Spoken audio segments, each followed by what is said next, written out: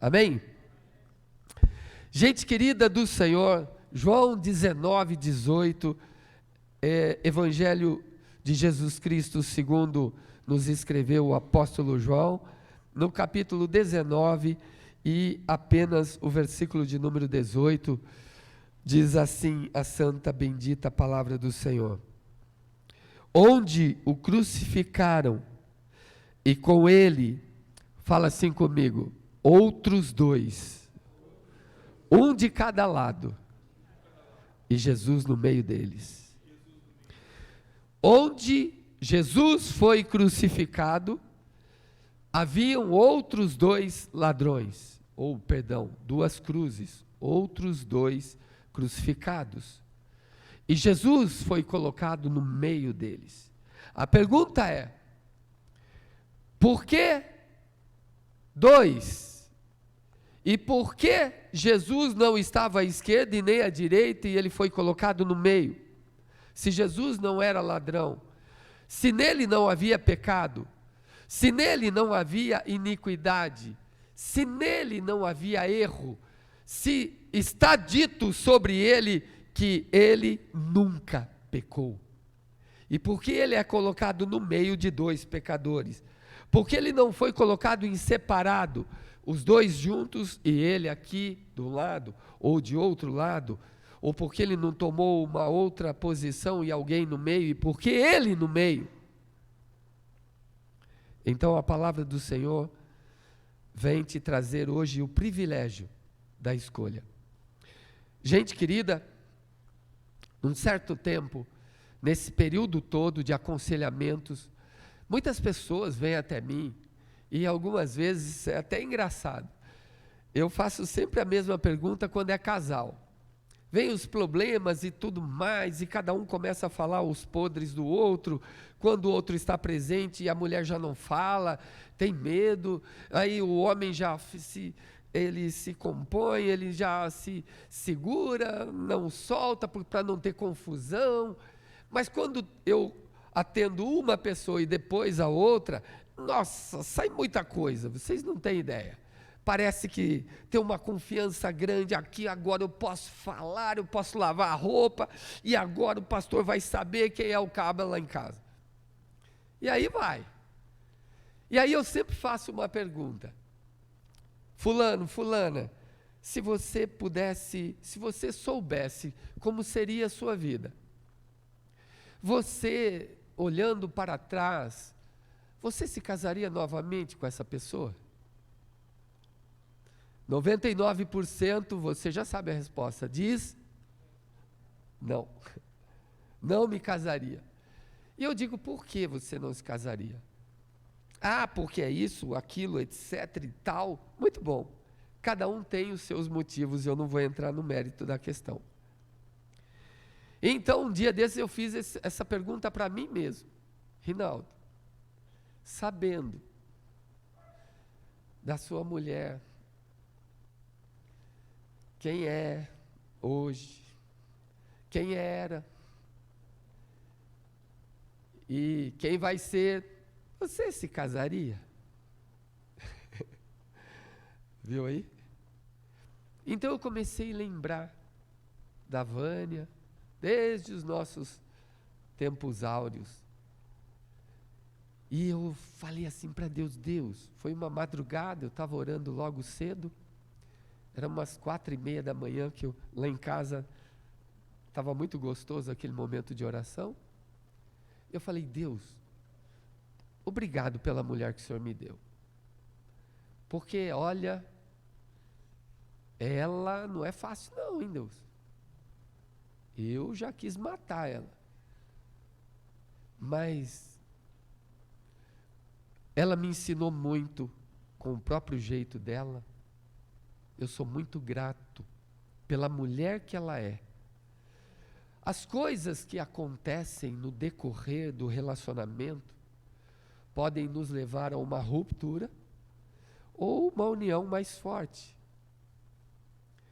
Você pode passear por esse tempo de início e fim de relacionamento, esse tempo de meio, Às vezes você olha para alguém e fala, essa pessoa é melhor para mim do que a que eu tenho. Esse é melhor do que a que eu tenho. E aí você deve sonhar, imaginar, porque um amante ele sempre é melhor porque ele não tem responsabilidades. Um amante ele tem todo o tempo possível para planejar um elogio. Ele não precisa fazer daquele elogio um sentido de vida. Ele não precisa fazer aquele elogio não ser só um elogio e ter que ser verdade. Ele não tem responsabilidades com a vida, ele tem responsabilidade com a conquista. Então é mais fácil. É uma pessoa que não pode ver você que quer beijar, mas se você fosse casado com ele, ele não te beijaria. É uma pessoa que consegue te prometer mundos e fundos, mas se você fosse casado com ele, ele prometeria para outra como promete para você. Então eu olhei para o céu e eu agradeci a Deus pela nossa história, pela nossa vida, por tudo aquilo que a gente já passou e a gente venceu, porque eu acho, minha concepção, agora falo eu, não Paulo, não a palavra, eu acho que um casamento só é bom quando ele é aprovado. Alguém fala assim, olha, esse casamento aqui nunca teve nenhum problema. Se tivesse, suportaria? Então, aqueles que já foram provados e suportaram, aí eu digo, esse aqui aguenta, esse aqui casou para ir até o fim, esse aqui está na promessa, esse aqui sabe o que é uma aliança, caiu aqui, errou ali, se levantou ali, capengou aqui, tropeçou aqui, mas está aí, firme, caminhando em direção ao céu. Isso é casamento. Casamento que nunca ninguém pode falar nada, tem aquele cuidado, todo mundo anda pisando em ovos. E isso não é casamento. Isso aqui está fadado a um final rápido. Casamento é aquele que aguenta tudo, suporta tudo, porque tem uma promessa por detrás. Tem uma aliança segurando a onda aí. Não é conversa fiada, tem uma terceira pessoa, tem um cordão de 3 dobras, não é só 2, tem alguém cuidando do relacionamento. Amém, gente? E nesse tempo todo, o que eu pude entender, a melhor coisa que tem é quando você pode escolher. Quando você, eu lembro assim, quando a gente vai brincar em algum lugar aí, e todo mundo tem, eles falam assim para mim, Rinaldo, qual camisa você quer? Eu falo, qualquer uma. Porque agora eu sei que essa brincadeira não vale nada. Então para mim, não vale nada, é qualquer uma. E eu vejo as pessoas, não me dá 10, não me dá 8, me dá 9, me dá 3, me dá... E eu falo, qualquer uma. Só quero brincar. Só que quando eu jogava, eu também tinha o meu número. Eu dizia, eu quero esse número para jogar. Então, quando alguma coisa vale na sua vida, é gostoso, sabe o quê? Você ter o poder da escolha. Quando vale, você tem que ter o poder da escolha. Hoje você pode escolher a mulher que você vai amar. Você tem o poder porque isso vale na sua vida. Quando você vai fazer qualquer coisa, ou qualquer coisa chega, quer ver uma coisa? Veja os seus filhos, você nem precisa ensinar essa mensagem para eles. Bota lá coxinha na mesa, e coxinha maior e menor, deixa ele, fica quietinho, só põe lá. Você vai ver onde seus filhos vão tocar. Vai olhar a coxinha pequena, e vai falar, deixa para o pai. A outra menorzinha, deixa para a mãe. E essa aqui, os dois vão detonar. Sabe quais? Porque todo mundo gosta de escolher. Você também gosta de escolher. Bota várias camisas aí para você. O Reginaldo vai olhar e falar assim, Márcia, quero essa. Aí a Márcia fala, mas eu gosto dessa.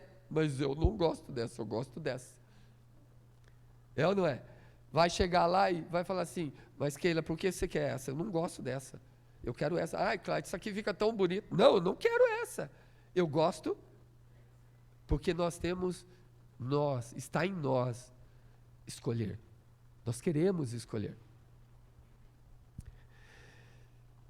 E eu vou falar para vocês o privilégio da escolha agora.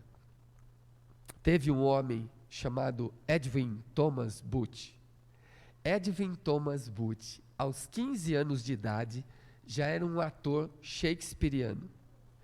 Ele já tinha apresentado Hamlet 100 noites seguidas na Inglaterra. Ele venceu, ele conseguiu, ganhou a aprovação da crítica britânica logo aos 15 anos de idade. O cara era uma sumidade de interpretação. Os irmãos deles, todos entraram para também com ele e interpretar e ser um grande ator. O que aconteceu? Edwin Thomas Booth era o principal, mas ele tinha um irmão chamado John Wilkes Booth. Por que eu estou contando isso? Vocês vão ver dois irmãos talentosíssimos, que faziam todas as apresentações, e ali, em 1863, eles fizeram uma apresentação de Júlio César, onde Edwin foi Júlio César e John Booth foi Brutus. E na história diz que Brutus foi um filho adotivo de Júlio César. Júlio César adota ele praticamente como um filho, leva ele para o Senado, e é Brutus quem assassina Júlio César. O César de Roma é assassinado por Brutus. Por isso que tem aquele chavão muito conhecido, aquela frase que ficou muito famosa, onde ele está sendo esfaqueado pelo Senado romano, e ele vê Brutus, e ele diz, antes de morrer, até tu, Brutus. E ali, eles interpretaram isso. Isso foi em 1863. 2 anos depois, aquele sinistro papel de precursor de alguém que assassina alguém, 2 anos depois, em 1865, numa fria noite de abril, no Teatro Ford, John Booth entra silenciosamente pela parte de trás do camarim e ele atira contra a cabeça nada mais, nada menos do que Abraham Lincoln. Então, ele é preso, sai nas manchetes, sai nos noticiários, Booth assassina Lincoln. O nome Booth, que toda a América conhecia, era agora amaldiçoada. Então acabou a carreira de Edwin Booth. Por quê? Por causa do seu irmão. A vergonha do assassinato do presidente. Nunca mais Edwin Booth foi o mesmo. Ele mesmo se afastou dos palcos. Vergonha nacional, vergonha mundial. O maior presidente que os Estados Unidos produziu foi assassinado por um ator. Então, Edwin Booth se aposenta, foge do palco, vai viver numa cidadezinha, vai viver no anonimato para que ninguém mais o conhecesse, e ele jamais voltaria às páginas de um jornal novamente, se não fosse por um fato inusitado. Uma vez, na estação de trem de Nova Jersey, ele está ali, o trem chegando, a multidão aperta todo mundo de todo lado, e de repente um jovem, bem vestido, é empurrado para fora do trem, e ele cai no trilho, e o trem em andamento, andando. O que ele faz? Num ato de coragem, rapidamente ele bota o pé para fora, pega o rapaz que caiu, traz de volta para o trem e salva o menino da morte. E ele olha para o menino reconhece que ele é o grande ator que há anos atrás parou de apresentar, que nunca mais apareceu, mas ele não conhece o menino e segue sua vida. Semanas depois, ele recebe uma carta, que é do governo dos Estados Unidos da América, agradecendo Edwin Booth por ter salvo a vida do filho do maior herói que a América já produziu.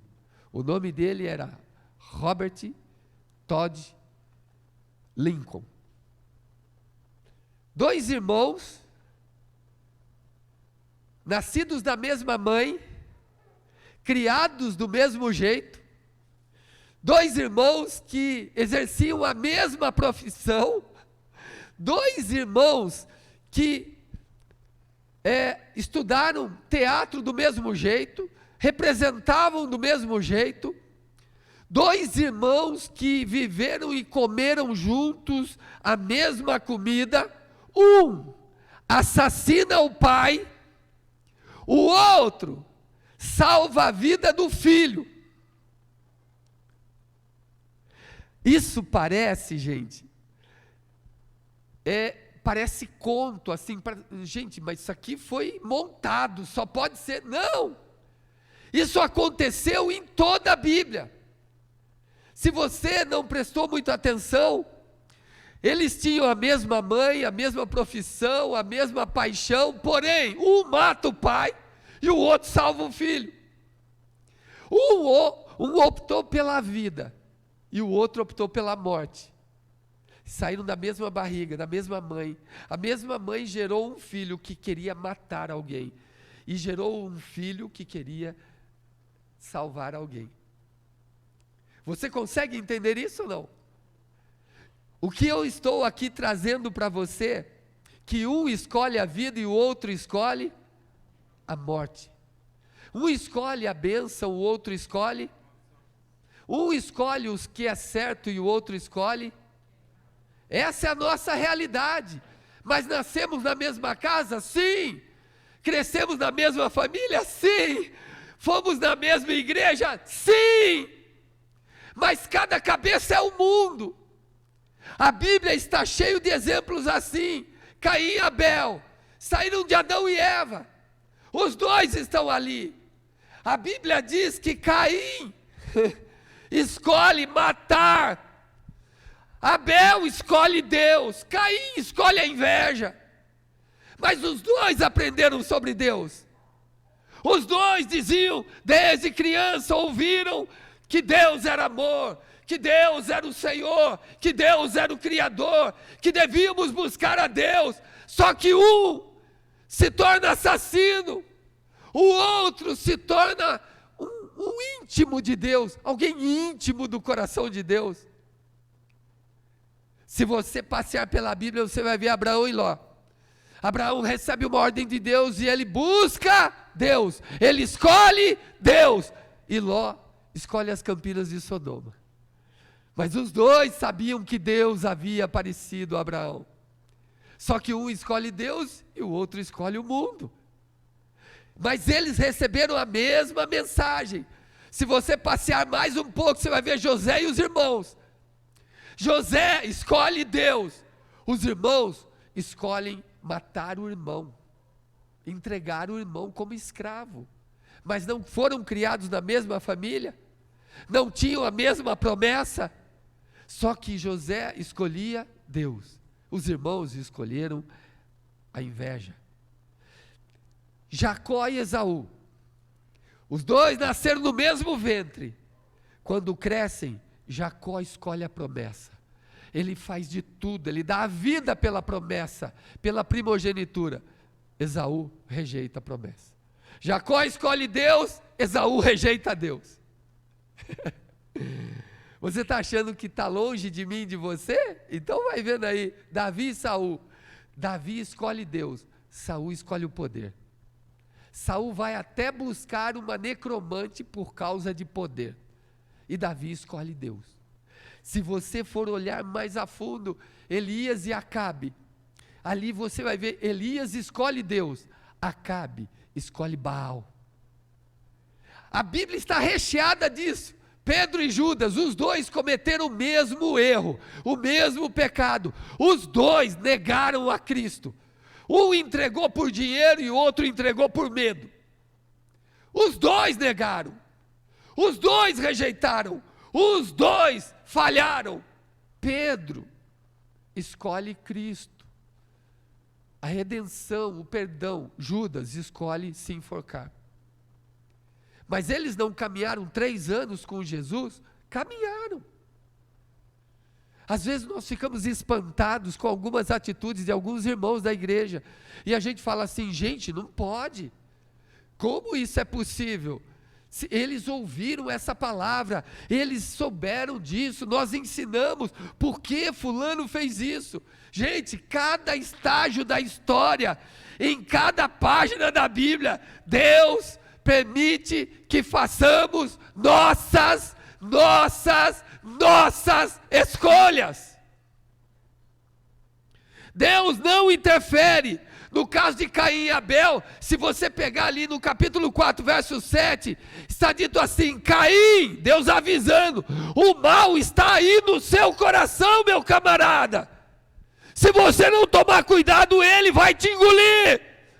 Sobre ti é o seu desejo, e agora você tem que dominar sobre ele. Isso foi no verso 7. Ele sai da presença de Deus, Deus falou com ele, ele saiu dali, encontrou Abel e falou, vamos comigo no campo, quero te mostrar um negócio.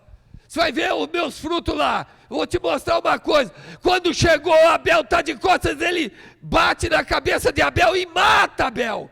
No verso 10, Deus volta a falar com ele, o sangue de Abel, teu irmão, clama a mim desde a terra. O que foi que você fez? Ele havia falado com Caim no verso 7, gente. E no verso 10, Caim fez a sua escolha. Todos nós temos o nosso tempo de escolher. Jesus disse que nós podemos escolher. Jesus falou isso. Em Mateus 7,13 ele falou, você vai escolher entre a porta estreita e a porta? Em Mateus 7,14 ele fala, caminho estreito e caminho largo. Você escolhe. E ele falou mais ainda, em Mateus 7,24, que nós podemos edificar sobre a areia ou sobre a rocha. Nós temos, fala comigo, o poder da escolha.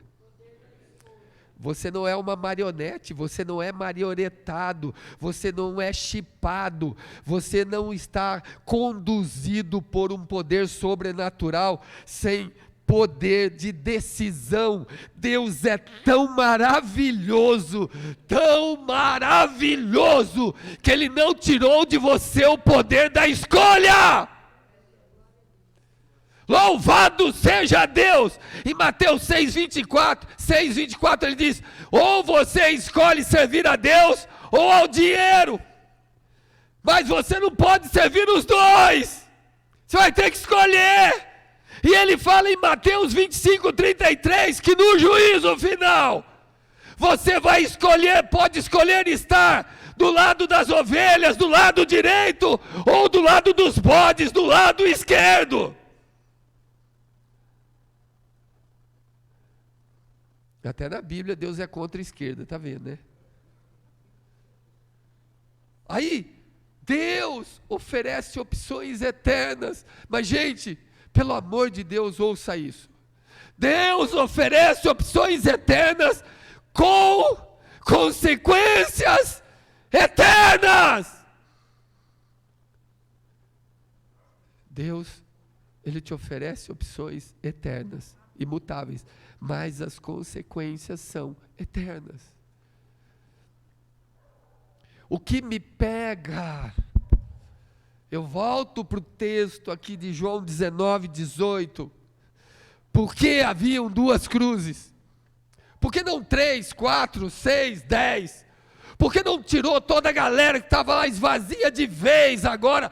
Por que Pilatos não chegou num surto e ele não disse o seguinte: olha, quer saber, esse homem é justo, recebi um bilhete da minha mulher para não me envolver, vocês querem que mate ele? Pois bem, eu vou esvaziar a prisão, todo mundo morre junto. Por que ele não fez isso?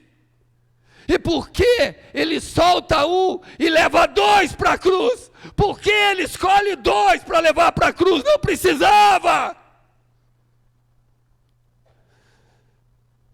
E porque Jesus estava no meio, nem à direita e nem à esquerda? O texto aqui é que Jesus no centro representava que Deus estava bradando: eis aí o único caminho que pode levar até o meu coração. Eis aí, olhem para o meio desses homens que estão aí. Esse que está no meio é João 14,6. Ele é o único verdadeiro caminho que conduz à vida eterna. Eis aí, Jesus, Deus estava bradando. Jesus no centro era o caminho para Deus, e Deus falando com a humanidade. E as duas cruzes, a direita e a esquerda, significava o maior presente que Deus deu aos homens, isto é, o poder de escolher.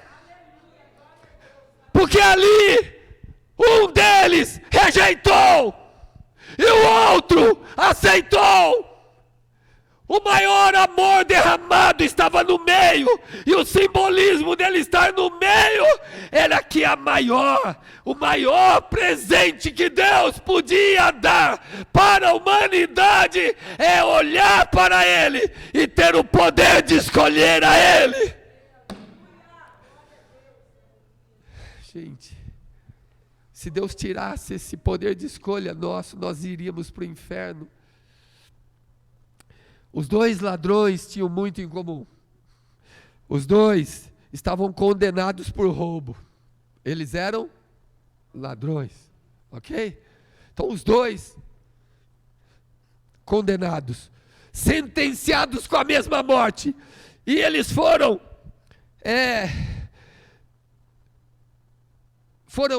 rodeados e colocados na mesma cruz. Os dois receberam a mesma sentença, ou seja, para a sociedade, aqueles dois homens não fedem, nem cheira. Se for embora, não faz falta nenhuma. E se morrer, um favor. Ou seja, ali, os dois estavam próximos a Jesus, e os dois foram sarcásticos com Jesus, quando todo mundo dizia: deixa ele sofrer. Vamos ver se Elias vem salvá-lo. Mateus 27, 44, diz que os religiosos começaram a zombar de Jesus. Depois eles começaram a lançar em rosto, envergonhar Jesus. Jesus estava falando: Eli, Eli, lama sabachthani. Eles falaram: ele chama por Elias, deixa para ver se Elias vem. Faziam piadas dele. E depois a Bíblia diz que os dois condenados entraram pelo caminho da chacota. Os dois, o texto de Mateus diz que os dois também foram na onda da multidão que estava em volta. Só que no momento em que Jesus estava na cruz, fala assim comigo, para um deles deu tempo. A Bíblia narra em Lucas 23, do 39 ao 43, que para um deles, um dos malfeitores que estavam pendurados, blasfemavam, dizendo: se tu és o Cristo, salva-te a ti mesmo e a nós também. Vai vendo.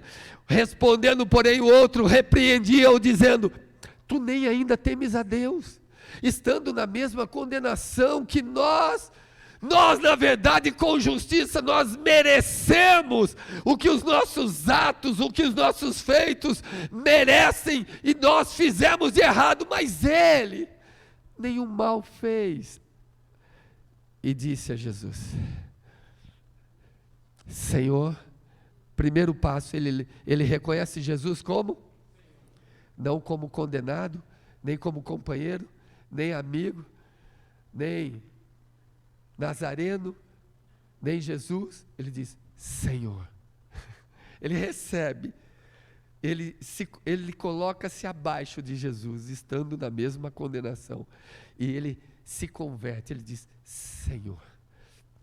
Se ele é Senhor, ele é rei. Ele é o mestre.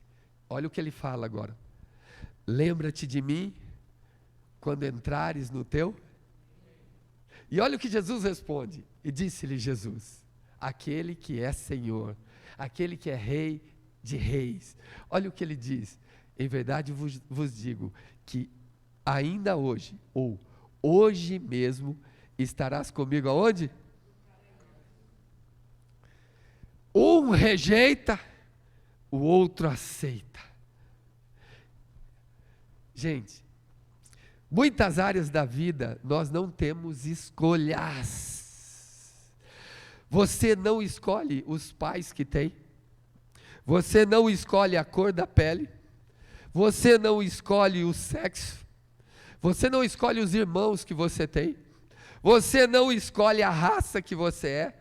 Você não escolhe o local do nascimento e nem o seu DNA. Você não pode escolher. Muita coisa nós não temos, e outras faltam-nos opções.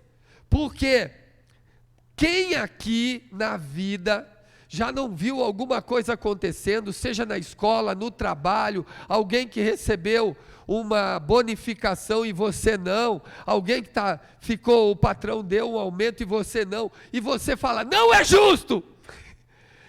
Quem de vocês nunca falou, ou em casa, ou no trabalho, ou num jogo, ou alguma coisa, não é justo?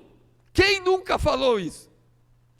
Quem nunca se sentiu injustiçado em alguma área da vida? Porque tem áreas que faltam-nos opções e nos causam revolta.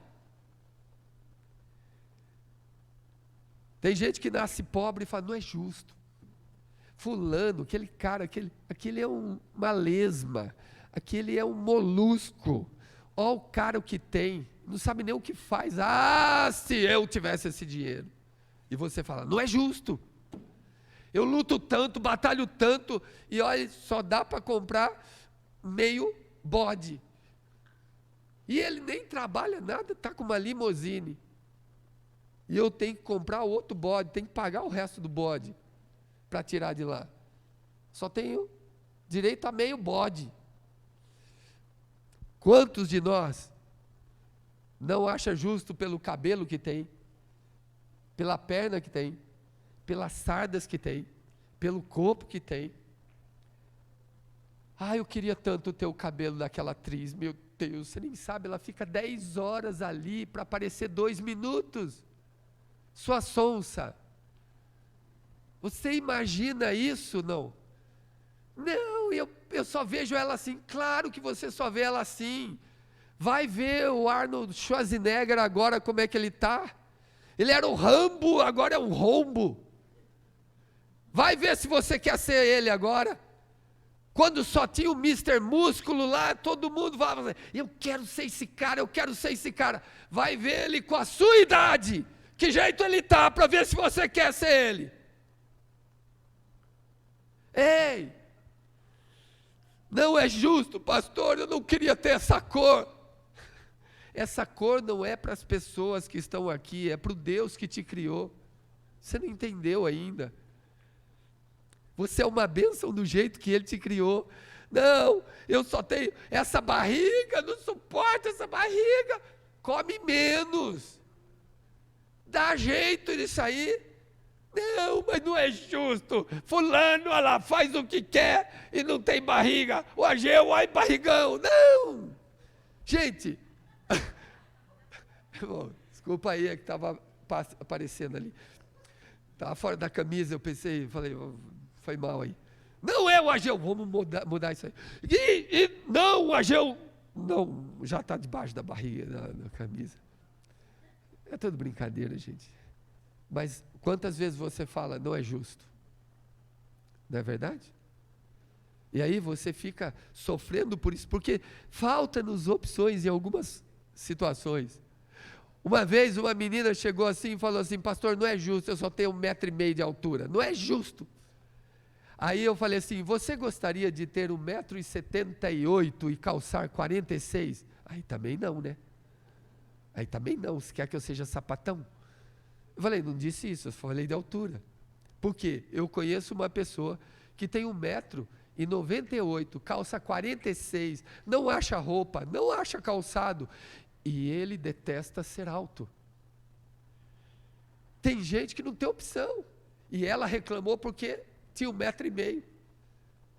As pessoas pensam que eu sou bebê, criança ainda. Eu falei, tá bom, mas Deus, ouça isso, quando Deus plantou uma árvore no jardim, e Adão e Eva foram até essa árvore, todas as reclamações cessaram naquela árvore, porque Deus deu, fala comigo, livre arbítrio. Diga assim, direito de escolha. Fala assim, liberdade. E mais, fala assim, poder de decisão. Adão e Eva, qualquer injustiça que alguém se ache injustiçado ou esteja sofrendo aqui na terra, você pode mudar isso. Existe uma forma de mudar isso. Escute isso, qualquer injustiça que você ache que esteja sofrendo nessa vida, da parte de Deus, é compensado pela honra que Ele te dá, de escolher o seu destino eterno. Ponto. De novo, qualquer coisa que você ache que é injustiça contra você, sua aparência, quanto você ganha, como lhe tratam, o que já aconteceu e não acontece com os outros, só comigo, tudo que você acha que é injusto com você, Deus te compensa, não tirando de você o poder mais importante que você tem nesse mundo, que é o poder de escolher seu destino eterno. Entende que tudo isso passa. E vou falar mais para vocês. Salomão escreveu 3 livros. Nesses 3 livros, Salomão escreve Provérbios, e nota-se que ali Salomão está arrebentando com tudo. Ele toma conta do mundo. O mundo inteiro quer ouvir Salomão. Está no vigor da sua juventude, da sua força, e Salomão está cheio de energia, e ele fala, vai para cima, conquista aquilo que você tiver, você vai conseguir, siga isso, siga aquilo, e ele está todo eufórico.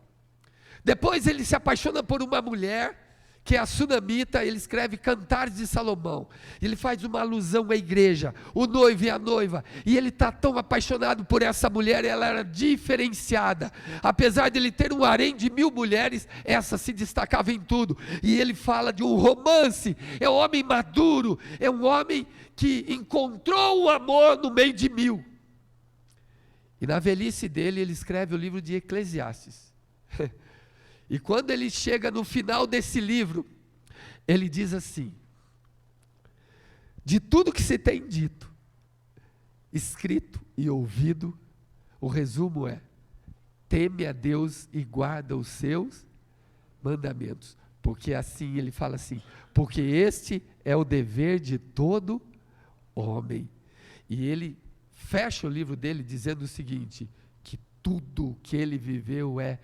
vaidade e aflição de espírito. O que isso quer dizer? Sua beleza passa, seu vigor passa, sua juventude passa, sua força passa. Esses dias eu estava olhando meu pai, e eu olhando ele arrastando uma das pernas, e eu falei, pai, pega tal coisa, e eu vi a dificuldade para ele abaixar, ele não conseguia abaixar, e meu pai sempre foi forte, meu pai fazia boxe, meu pai treinava boxe, meu pai tinha um peitão de invejável, meu pai tinha um bração, que eu sempre quis ter um bração igual ao dele, e nunca puxei ele no braço. E de repente eu olhei para o meu pai, ele não conseguia pegar. Eu falei, deixa que eu pego, pai, deixa que eu pego. E eu peguei, e então eu levei para dentro. E eu olhei e eu falei, Senhor, assim diz a tua palavra, que a duração da nossa vida é de 70 anos, que alguns pela sua robustez chegam a 80, como meu pai, mas a maior parte dela é enfado e canseira. Tudo passa, irmão. Você pensa, comigo não vai acontecer isso. Vai, é rápido. Quando você acordar, a dona Ruth sabe dizer, hoje ela tem 92, mas ela se lembra de como ela começou a vida dela. Ela se lembra hoje de quando ela era criança. Ela se lembra do amor da vida dela. Ela se lembra da maior briga que ela teve. Ela se lembra quando ela tomou a decisão mais importante. Ela se lembra quando o Ezequielzinho com esse cabeção nasceu. Ela se lembra. E ela falou, esse filho aí eu vou ter que cuidar até o fim. Está cuidando até hoje. Olha lá. É ou não é, dona Ruth? Fica vermelha não, porque é verdade. E aí, gente, nós vamos olhar e vai falar assim, que alegria ver o Ezequiel chegando com a dona Ruth, pelo amor de Deus, gente, que alegria. Eu sou um pastor abençoado demais. O Ezequiel, você já está beirando os 60, Ezequiel? Não era para falar.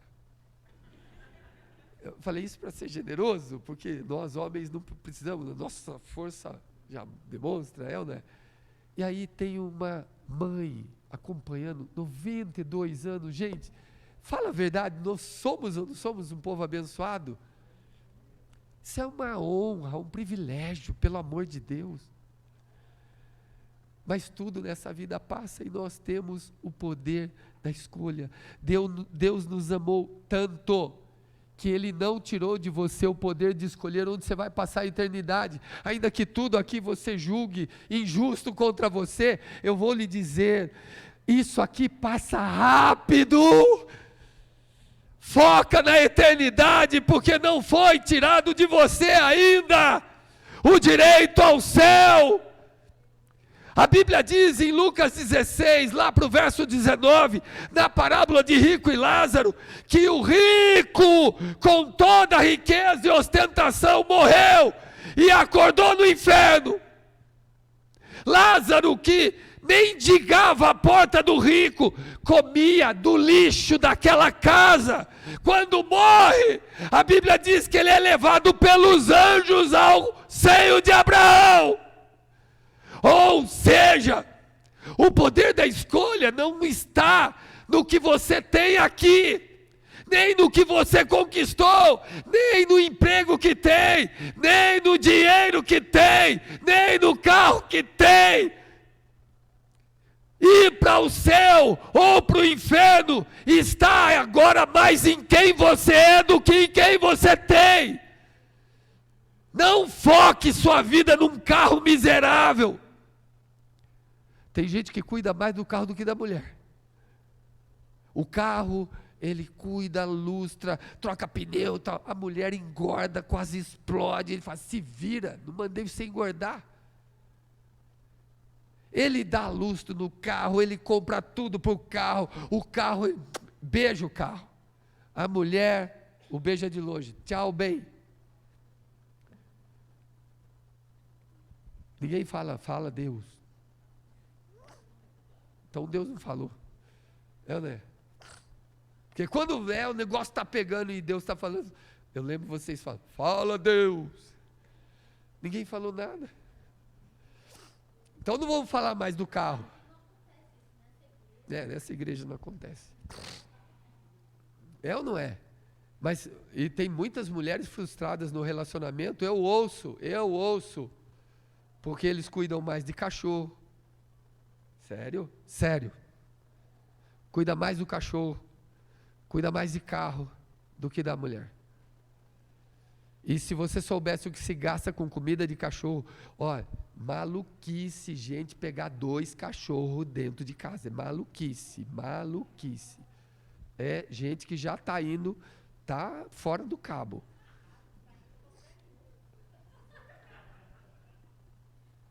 Fiquei sabendo da casa de um pastor aí, a pastora foi lá, pegou 2 filhotinhos recém-nascidos que a mãe nem deixou de amamentar ainda, a mãe morreu antes disso. E agora a pastora fica dia e noite com... E o pior de tudo é que não levanta à noite para dar de mamar e os cachorros gritam. Poder de escolha, gente. Aí a pastora veio se aconselhar comigo e falou, o que eu fiz? Eu falei, poder de escolha.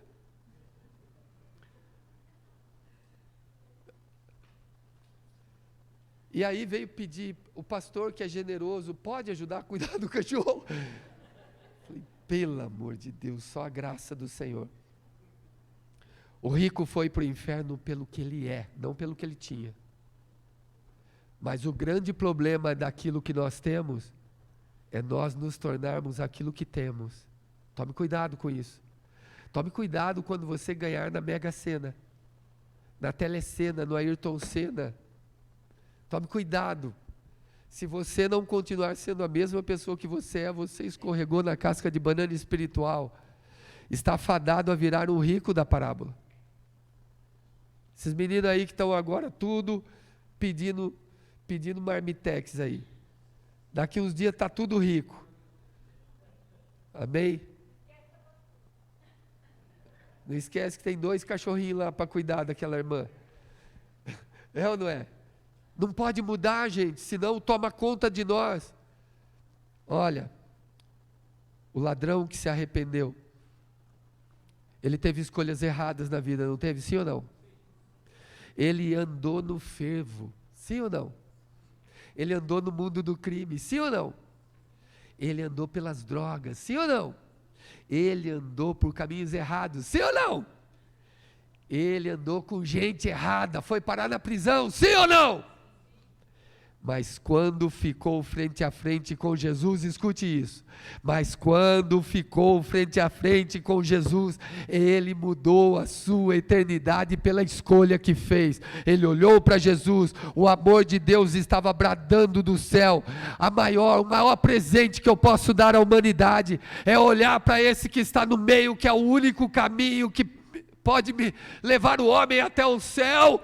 Olhem para ele, escolham ele. Por isso Deuteronômio 30:19, Deus é claro em dizer, o céu e a terra tomo hoje por testemunha contra ti, que te pus diante de ti a vida e a morte, a bênção e a maldição, e Deus diz, escolhe meu filho. Naquele momento, ele escolheu Jesus. Gente amada, ele escolheu Jesus. Escute, sabe onde é que ele está agora? 2000 anos depois, 2020 anos depois, no mínimo. Sabe onde é que esse ladrão está? Ele mereceu? Não! Ele fez alguma coisa que compensasse todo o erro dele? Não! Mas ele fez uma coisa que o céu disse que é dado de presente. Ele reconheceu Jesus Cristo como Senhor e Salvador da sua vida. Aleluia! Pela graça sois salvos por meio da fé. Isso não vem de vós, é dom de Deus. Somos salvos pela graça, povo de Deus, povo abençoado. E você tem feito algumas escolhas erradas.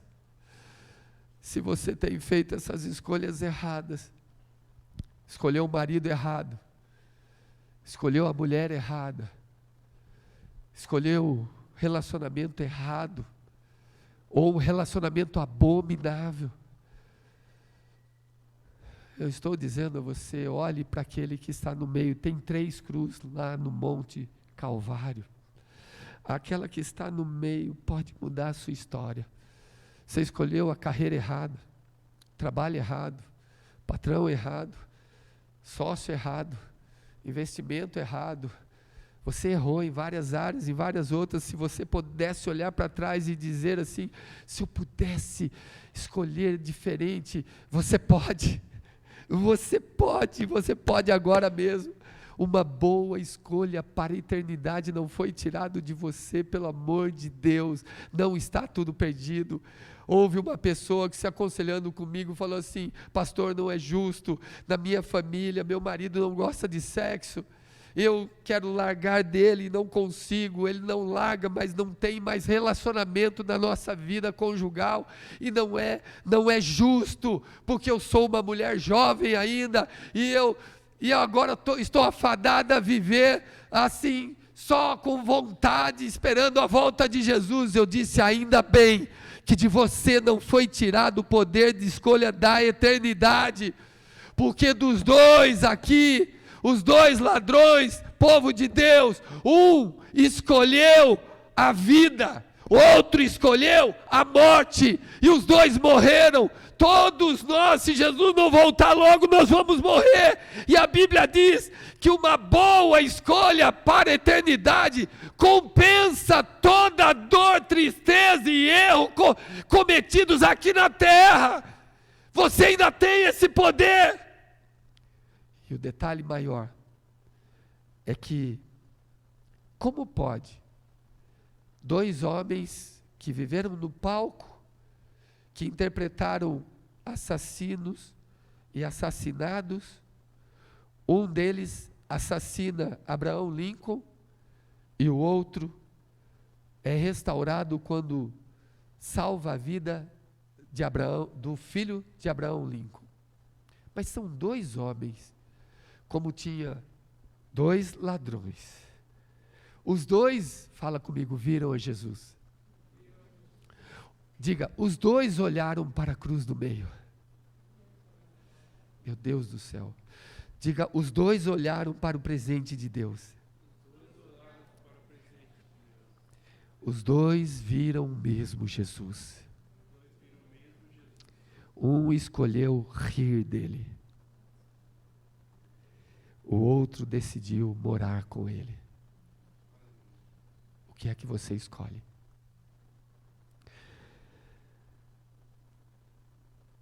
Um orou e Jesus o amou. Olha que lindo. Ele orou, Jesus o amou e o salvou.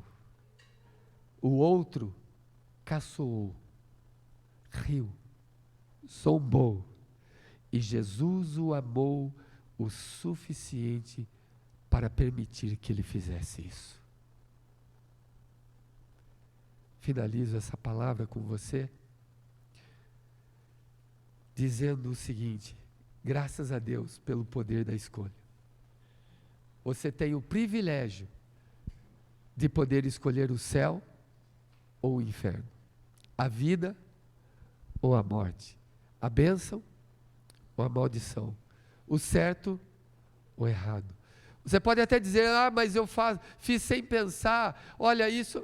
Você pode dar a desculpa que quiser, mas quem será julgado, fale assim: sou eu. Porque o poder da escolha foi colocado em minhas mãos. Amém, gente? Fique de pé, vamos orar juntos e encerrar esse tempo com o Senhor. O privilégio da escolha. Que gostoso. Tudo que você achar que é injusto aqui na terra, você pode compensar com a eternidade. Eu imagino aqui, gente, o rico e Lázaro. Se na época de Jesus o rico já estava morto, e já estava no inferno sendo atormentado, você já imaginou quantos anos o rico não está lá atormentado? Tudo porque ele não escolheu Jesus. Lázaro não tinha nada em vida, mas ele tinha tudo na eternidade. Quantos anos Lázaro está sendo consolado no seio de Abraão? Olha que bênção, gente. Tudo por causa de uma bênção que Deus deu a nós, o privilégio da escolha. Uau! O privilégio da escolha, gente. Você não precisa viver triste. acabado. Não, eu não tenho dinheiro, eu não consigo comprar aquilo, eu não tenho aquela roupa, eu não tenho aquele carro. Não, isso vai passar. Prepare-se para te encontrares com o teu Deus, porque em breve aquele que há de vir, virá, diz o Senhor, e Ele não tirou de você o poder de ir para o reino eterno de Cristo. Você é abençoado.